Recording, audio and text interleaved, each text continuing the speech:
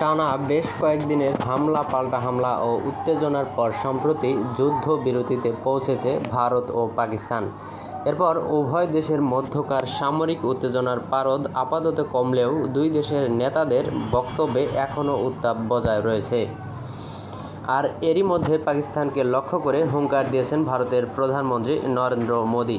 পাকিস্তানিদের উদ্দেশ্যে তিনি বলছেন, তোমরা রুটি খাও, না হলে আমার বুলেট তো আছেই। মঙ্গলবার ২৭ মে এক প্রতিবেদনে এই তথ্য জানিয়েছে ভারতীয় সংবাদ মাধ্যম এনডিটিভি। সংবাদ মাধ্যমটি বলছে, এবার সরাসরি পাকিস্তানের জনগণের উদ্দেশ্যে কড়া বার্তা দিয়েছেন প্রধানমন্ত্রী নরেন্দ্র মোদি।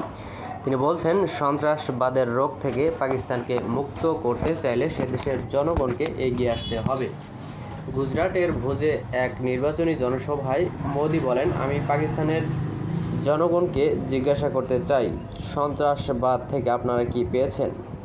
ভারত এখন বিশ্বের চতুর্থ বৃহত্তম অর্থনীতি, আর আপনারা কোথায় দাঁড়িয়ে আছেন? পাকিস্তানের তরুণদের প্রতি আহ্বান জানিয়ে মোদি বলেন, তোমরা শান্তিতে বাঁচো, পেট ভরে রুটি খাও, নইলে আমার বুলেট তো আছেই।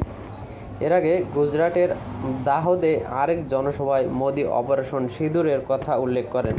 তিনি বলেন, যখন কেউ আমাদের বোনদের সিঁদুর মুছে দেওয়ার চেষ্টা করবে, তখন তাদের অস্তিত্ব মুছে যাওয়াটাই নিশ্চিত হয়ে যায়।